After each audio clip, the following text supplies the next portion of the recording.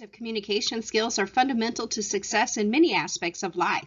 Many jobs require strong communication skills, and people with good communication skills usually enjoy better interpersonal relationships, especially with their friends and their family.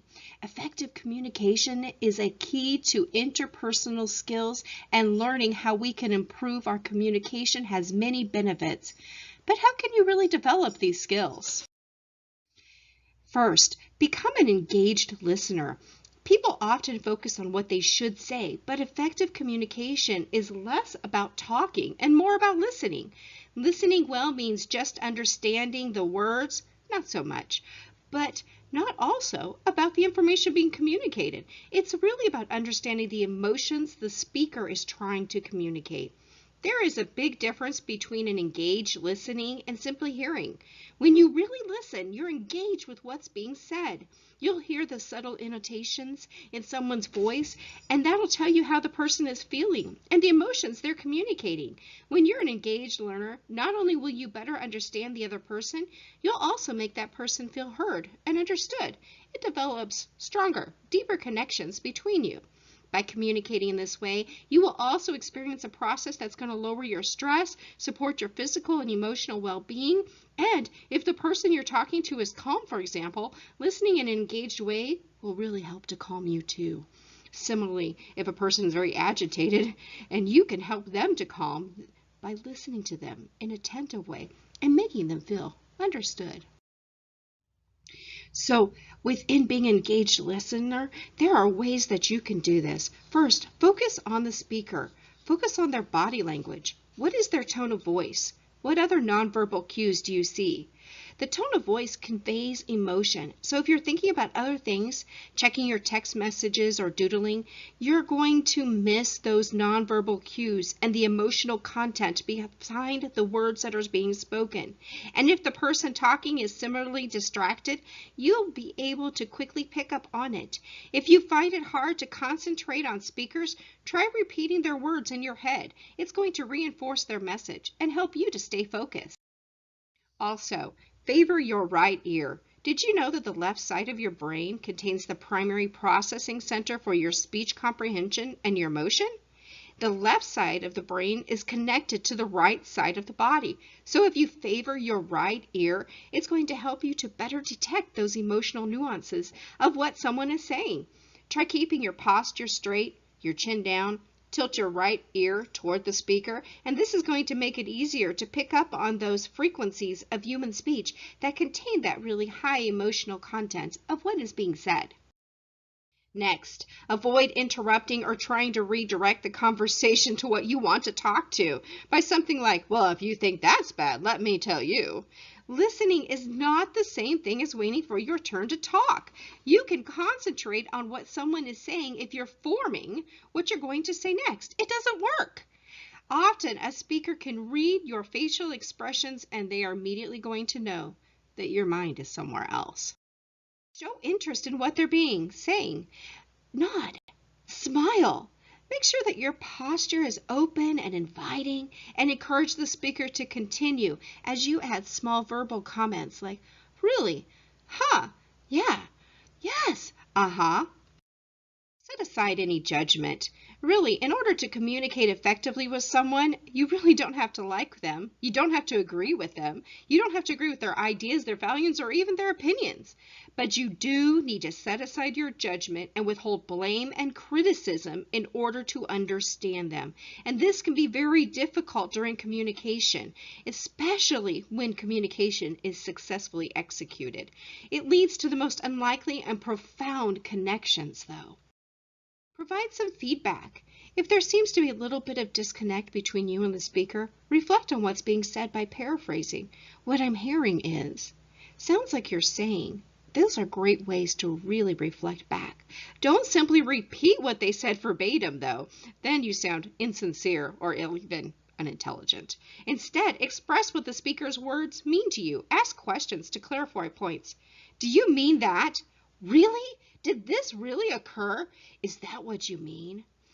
Also, look and find other engaged listeners and just pay attention to them.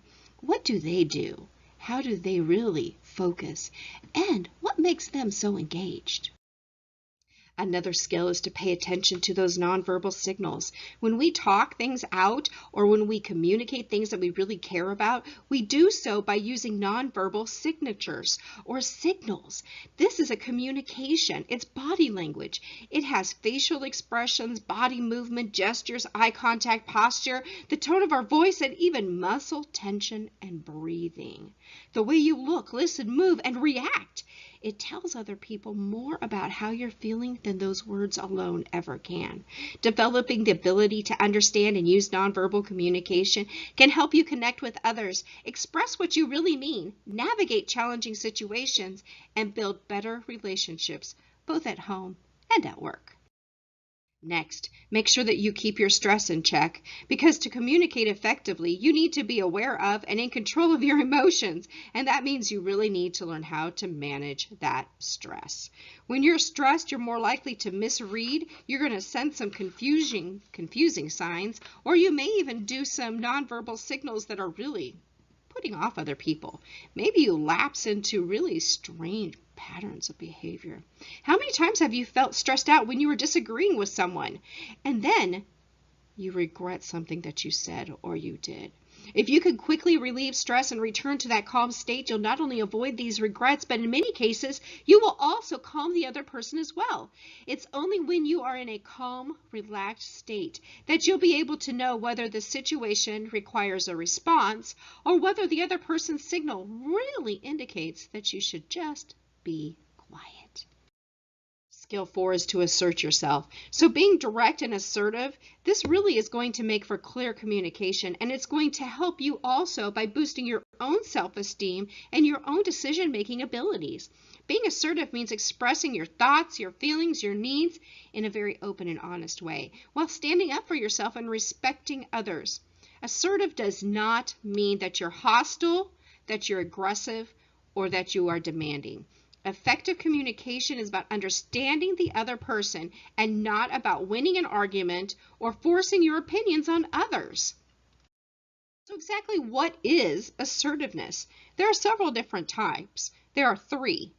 Empathetic assertion means that you're really showing sensitivity to the other person. First, you've recognized their situation or your feelings, and then you state your needs and your opinions.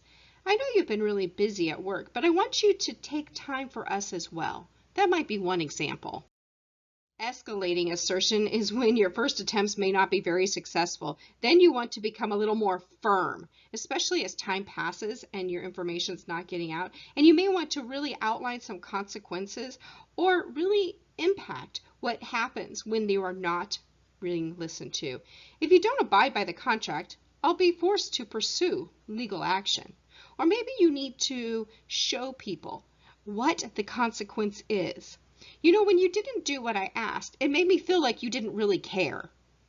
Lastly, practical assertiveness. Practice it. Practice it in some lower risk situations to start with or to help you build up your confidence. You may want to ask people, can I practice some assertive techniques with you so I don't feel like such a doormat in my life? So how can you really improve your assertiveness? First, value yourself. Value your options. Think about it. You're as important as everybody else, and maybe you don't know yourself and you don't know what your options are. Then you need to really learn, which means that you need to know what your needs and your wants are and learn to express them without really infringing on the rights of others. There are ways that you can be assertive and say what you need without really risking relationships or by really harming other people. Express your negative thoughts in a very positive way, because it's okay to be angry. It's okay to be upset. It's okay to be frustrated. It's okay to be sad. It's okay to be depressed. It's okay to be all those things, but you need to be respectful as well. Receive your feedback in a positive way. So it's really easy sometimes for us to accept compliments, or maybe not so much. But remember to accept them graciously. Also, though, learn from your mistakes and ask for help when needed.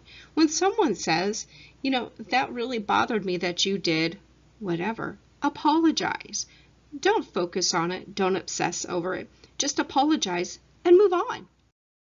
Learn to say no. When you can't say no, I call that lackanoitis, the inability to say no to anything. And you need to know your limits, and you need to make it aware that you are not going to let other people take advantage of you. Look for alternatives so that everyone will feel good over the outcomes. Remember, the skills for effective communication is to be engaged. Be an engaged listener. Pay attention to those nonverbal signals, and remember and look for those first indicators of stress. What are they? And keep them in check. And lastly, be sure to assert yourself.